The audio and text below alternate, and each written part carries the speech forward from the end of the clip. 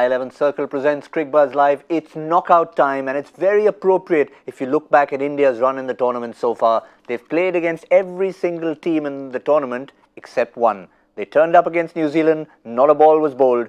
So how about that? The first semi-final clash is between India and New Zealand, just to tick that one box. Well, New Zealand have ticked the first box in terms of the coin. They've won the toss, they've decided to bat first. But we'll talk about that in a while. I've got two very dapper gentlemen in the studio with me. Always dapper, but today there's a bit of semi-final dapperness about both of you. Yes, I think you want to be a little sharper, right, when you get to the semi-finals. Not just us, everyone around the world, including the Indian team, would want to be a little bit more sharper because we're in the semi-finals. So the fact that they have to be sharper, does that mean there's a little bit more pressure, or is there always pressure when Team India plays? Pressure is always there, there's no doubt about that, but it's just about how you deal with that pressure and how you up your game under pressure. Is this something which teams look forward to from these kind of big clashes? Yes, New Zealand has not played against India in this World Cup, but they've played one warm-up game, and India has gone to New Zealand to play that series, which was a full series there, where they played 5 ODIs and few T20s. Yeah. So that is something which gives me the indication that okay, both the teams are pretty much aware about what are the strengths and weaknesses of each side. Both the teams know exactly what it's going to take to up their game, particularly today, and it's a big day. There is no doubt about it. So then it'll be a good thing to see now what kind of approach both the teams have actually to see what India has been doing consistently in that first 10 overs. Is the time now, right? Now the toss is done, so we know what's coming. So India is going to be bowling now. With bowling, they need to tick that first box very, very well, taking those 2 wickets, because if they manage to do that, then New Zealand will be in the same kind of scenario and mindset and the zone which we are talking about of depending too much on Williamson and Taylor. But if they get a good start, then it might just work in New Zealand's favour. So first 10 overs is something which is the most exciting phase of this match. I'm waiting to see how it goes in that first 40-45 minutes. Yeah, spoken like a true bowler, a true fast bowler, because he kept saying that during the India-New Zealand series that, look, 2 wickets, first 10 overs, and India did it every single time, and that made the difference. Yes, it obviously did. But having said that, I think in come the semi-final, I don't think anyone's carrying any baggage, positive or negative. I think they want to treat this as just a one-off game and go out there and give their best. And I think that's what they're going to look to do. As I think it'll be critical for India to take off that first process as far as the first 10 overs are concerned, to make sure that they get off to a good start. It's going to be really critical in this game. New Zealand, on the other hand, would think that okay, we've been 2 wickets down on practically every game in the first 10 overs, so it's not going to bother us too much if that happens again. We know that we have enough in our unit to still put up a good score. But having said that, if they do come off in the first 10 overs, then you can be certain that you'll have a good game on hand. Certainly will be, but it's not just us discussing the pressure. The inevitable question always goes to the captain of India, and he was very clear, always candid to talk about such things. I think we are better equipped to react well in these situations because we know what these kind of games and our fan base and the expectations brings. I don't remember the last time I stepped onto the field and felt like it doesn't matter what happens in this game. League stages, when you know that you need a victory to qualify, the team is a bit more relaxed, but I think knockout games you need to be precise, at the same time being intense. So I think that's the kind of pressure you're talking about. Big day, yes, but for New Zealand, if they were to end up second best, you wouldn't exactly have an uproar from Auckland, Wellington and Dunedin. They'd be like, okay, sorry, they lost. I think if New Zealand won the World Cup also, you wouldn't have too much. It has its advantages and disadvantages. Yeah. Advantages in the sense when you are out there on the field, there will be plenty of support. There's no doubt about it. The tricolors will be just visible through and through the stadium. There will be a lot of cheering when you're doing well and hitting those boundaries and sixes or taking a wicket. So yeah, that is the advantage. The disadvantage is also that that brings in that extra bit of pressure also, which Virat was talking about, that they are used to dealing with that pressure. But that does add to extra pressure. Wherein you look at New Zealand side, side, you know, they've been just playing cricket. You know, yes, there are days when they win, there are days when they lose, and the processes have been followed through and through. But in terms of pressure, there is not much of a scrutiny. You know, the scrutiny, the degree of scrutiny and the intensity of criticism is far lesser for a team like New Zealand than compared to Indian team. So that is the main difference. So that does add different kind of pressures, but also means that a team is used to dealing with that kind of a pressure. That's what Virat was trying to explain. I think, Robin, you summed it up beautifully when you said even if they won the World Cup, there wouldn't be an uproar. Well, they're yeah, a rugby nation, yeah, aren't they, essentially? so obviously, one is their rugby nation, and the other hand, I think they play the sport for the sport, and there's, you know, they're generally very nice people, so you don't really see them, you know, overdoing things too much, or, you know, they don't celebrate victories too much, or don't berate bad performances too much. So they have a semblance of balance, and in general, when you think of New Zealand as a country itself, you know, you find yourself thinking yourself in you know, with a fine equilibrium about stuff. You know, you don't overdo things there. You know, you go there and you're very close to nature, and it's very calm and peaceful. So I think people in general also are like that. Yeah, 50% human beings, 50% sheep. Yeah, nice and balanced. But what about the balance in the teams? We've had a couple of key changes. We expected Mohammad Shami to come back into the Indian team. He didn't. You've got Yuzvendra Chahal. Jadeja retains his place. So you've got 5 bowlers once again. That's it. You've got 3 seamers. Pandya is very, very capable now. He's shown of bowling his 10 overs. And now you've got Chahal, who's going to add to Ravindra Jadeja as left arm spin. I am a bit surprised to start with, for sure. You know, looking at this this playing 11, you wonder why Shami has not been part of this playing 11, considering the kind of performance which he has so far in the tournament. Has to be more to it. I'm sure it has to be with the fact that maybe some niggle or injury which he is nursing has put him out of the side.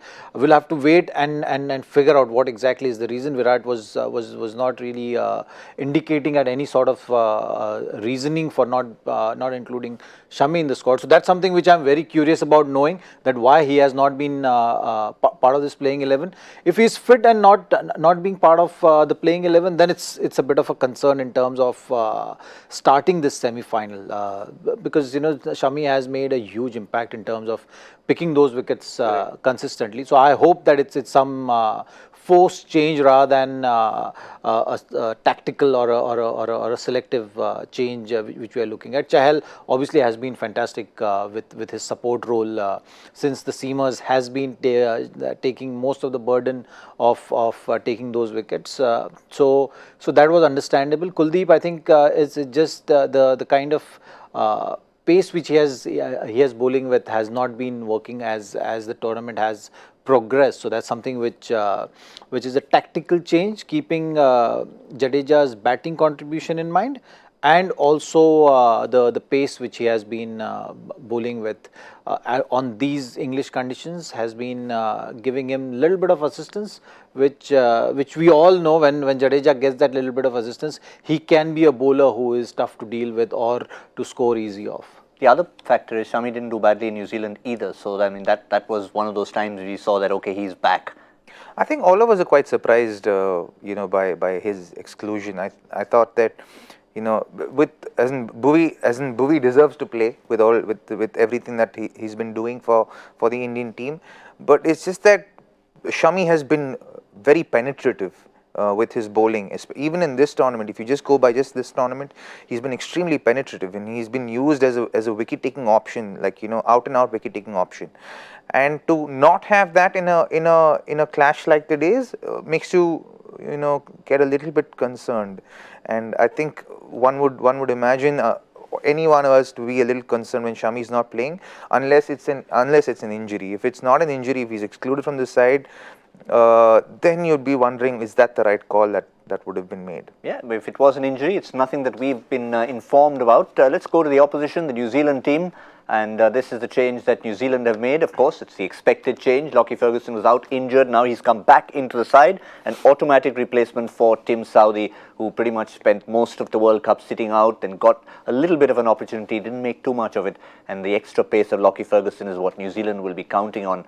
But in addition to that, I think there's one record that they will want to put right. Because remember at the start of the tournament, we were discussing that if you saw New Zealand's schedule in the tournament, that okay, they've had a start, they're top of the table, they looked invincible, and suddenly they're saying, hang on, they haven't played Australia yet, they haven't played England yet. Yes, India was washed out, and that could be a concern. And sure enough, it showed. They lost those 2 games, lost to Pakistan as well.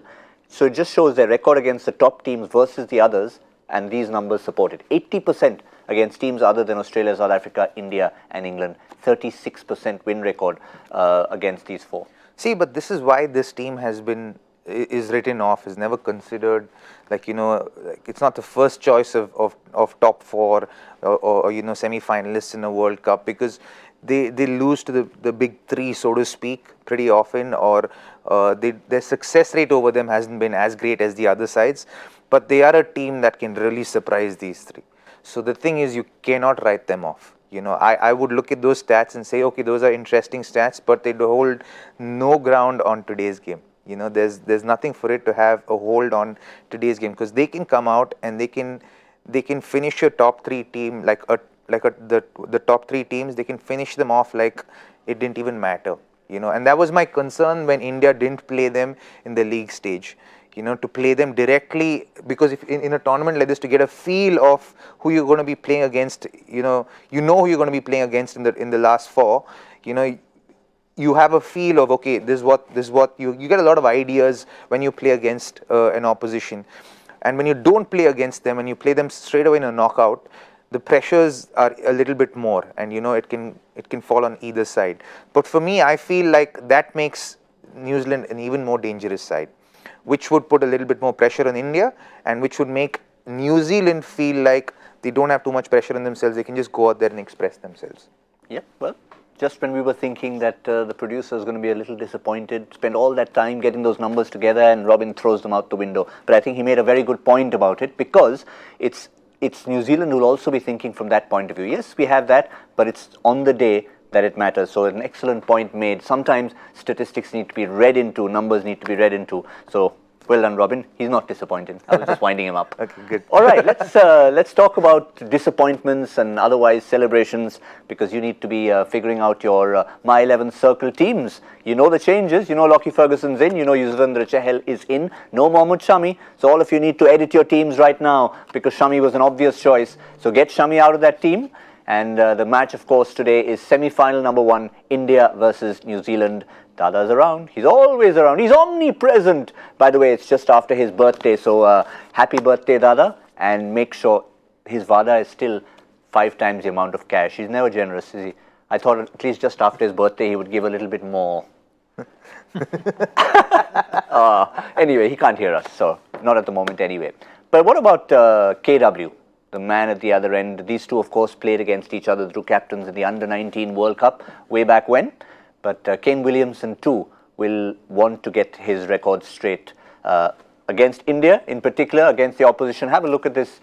Firstly, the positive side of it, which is he scored the maximum number of percentage of runs for his respective team, ahead of Rohit Sharma, ahead of Shakib Al Hasan. And what makes it more remarkable, Robin and Zaheer, is that he's played 1 match less. There was a washout as well.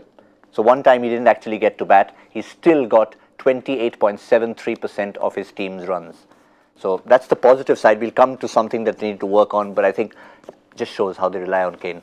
Well, yeah, he's made himself like the stronghold of that side, and it's around him that this whole team revolves. Him and Ross Taylor, I would say, and it's around these two that the whole team revolves around, and they've been doing a good job of it. Unfortunately for them, from their perspective, New Zealand haven't had their openers come off, barring that first game where they had a 135-run unbeaten stand, I think, and then after that they haven't really come off. But when they do come off, when Martin Guptill does come off, then you know for a fact that it's gonna he's gonna be extremely dangerous, and he can really turn the match on its head just by his own ability. But they also have guys like Jimmy Neesham, who's batting well down the order. They have Colin de Grandhomme, who's also batting extremely well in the middle order for them. So these guys haven't come off as consistently as they would have liked, but they're still in form. You can't tell that these guys are out of form. But they revolve around these two guys, and these two guys become extremely critical. So I think the fact that India would be looking to get these two out early, and as soon as they come and they try and get them out, because once they get set, they're hard to get out. But Virat Kohli mentioned Williamson, Taylor being the key wickets. As Robin said, yes, those are key wickets, but you also want to focus on the likes of Guptill and up front, because he can be dangerous. Have a look at Guptill. If you add it to Taylor and Williamson, their record against India away from home, not brilliant. So again, that's a factor to look at, or it could be something you say, listen, this is one semi-final. Yeah, I mean, see, when you're talking about World Cup semi-finals, all these records and all that is just a reference point. It's just about on that day, any team can beat anyone. You have to go in that match scenario, keeping that in mind and plan accordingly. You have to have like if you give too much of importance to Kane Williamson and Ross Taylor at the beginning of the match or leading up to the match, then you're not giving enough importance to the other players. I think what is important is to have that start. That is something which is going to set the tone. If you are by the time Kane Williamson and Ross Taylor comes to bat, if they are 40 for 2 wickets, okay, their mindset is defensive. But if they walk into bat at a decent platform, it's a 60-70, then they are always going to be on top, and they're going to that is going to give them the freedom of taking more and more chances, or playing with more free mind. So that is something which is very important from India's point of view, that they give enough importance to Guptill and Henry Nicholls in this scenario, going to be opening the innings. You have to have right kind of plans in place and look to be taking wickets, because we've seen with Guptill and Munro to start with, they were putting pressure on the bowlers, and so far on this opening pair of Indian bowling, no one has put pressure on them apart from to a certain degree in that England match. Yeah. But apart from that, they've not come close to dealing with that kind of pressure. They've been so consistent with their bowling performances. So that is something which is going to be important. What if the openers are successful in putting pressure on the bowlers? How are you going to react to that? That is something which is going to be the key if at all the situation arises. Otherwise, the over dependence on Kane Williamson has been a worldwide phenomenon. Everyone knows that. Yeah. That okay, this team 28%, 30%, whatever the number of percentage runs which Kane Williamson has scored, he's always going to be a factor. Yeah. And Ross Taylor is going to be a factor. So I think with this New Zealand team, when I look at them, that is going to be the key. You don't want the likes of Grandoms and Neesham to walk into bat when the platform is set. You have to create that scenario, and today is the day where you have to be more proactive than ever. Yeah. You cannot leave things for a certain formula or a pattern which in terms of bowling which has been working, because when a team is coming from losses is the most dangerous team. Correct. So that is something which I always feel that they have been facing failures, so they know what to get right. But wherein India is coming with so many positives, right, be it Rohit Sharma's heroics of 5 centuries, or Kohli quietly reaching close to 500 runs, or for the fact that Bumrah and Chahal and all the bowlers have been making that impact, Hardik Pandya making that impact. It's just that they've been getting that platform, that ticking that box, first 10 overs, controlling the team. Correct. Then moving on to the next phase, everything has been smooth. So what if today's day is going to bring about some more challenges, and how are you going to respond to that? Have you been talking about it, or are you going to be proactive in the match? Is going to determine how New Zealand is restricted from getting to that par score, because mind you, they have the bowling attack of defending, say, a 290, 300 kind of a total. So from India's point of view, it's very important to restrict them. Anywhere between 280, 290 is a great job by the bowling side today. Yep. And they've got that extra bowler to look forward to. Kane Williamson may be a worldwide phenomenon, but we've got one of ours who's actually gone missing. Danish, we were expecting a piece from him today, but Danish is not around. Fortunately, another worldwide phenomenon, Jingo Nath, is around, and this is what we've got from him.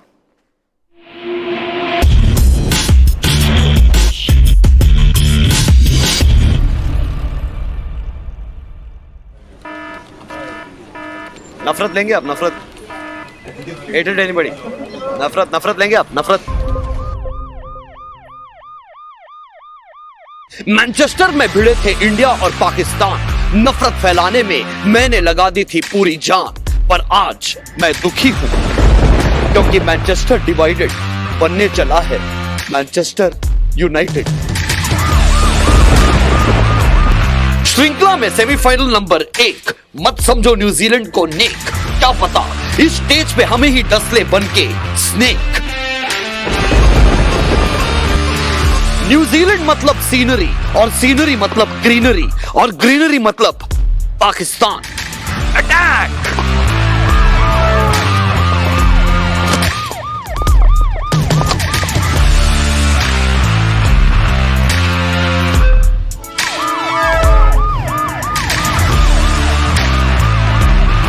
Commentary करने वाले चाचा, आप New Zealand के विरुद्ध बुरा क्यों नहीं बोलते?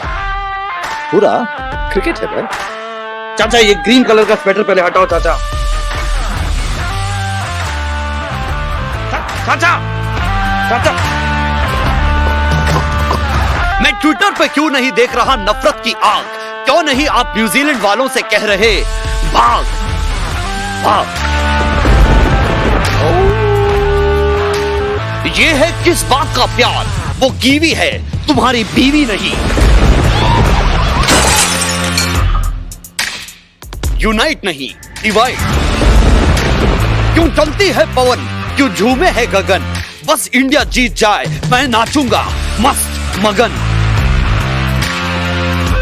फ्लेमिंग नहीं, फ्लेमिंग। केन विलियमसन नहीं, सिर्फ सन, क्योंकि बाप बाप होता है और सन सन। चाचा आपके ट्विटर पर 8 बिलियन फॉलोअर हैं, आप क्यों नहीं नफरत फैलाते? नफरत? क्या हो गया तुमको? चाचा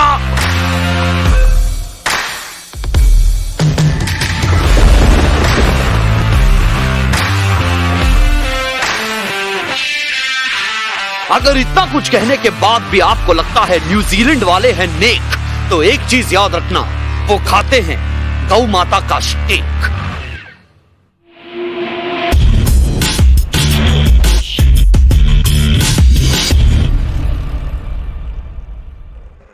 Where have you gone, Danish? You've just left Jingo Nath to our mercy. But anyway, I guess he tried his hardest. But exactly as Robin said, they're such nice people. You just can't find any nafrat against them. we were left at Jingo Nath's mercy today. It was terrible. That last bit about the steak bit was just a little too much. Jingo Nath ji, that's a bit much. All right, we'll send the message. We send the message about the ladies and the fans. We'll send that message across as well. What about Joy? Does he have something very jingoistic for us, or is he trying to be a little bit more normal? Has he got something that is going to go back to him? Remember the other day, only the second time in history, nobody answered the question. Ooh, this one's a tough one. My wife's most famous achievement was in Missouri in 1983. My first cousin's biggest moment was in Los Angeles in March 2001. Mine was in Wellington in 1991, something which I still share with Sir Donald Bradman. Wow.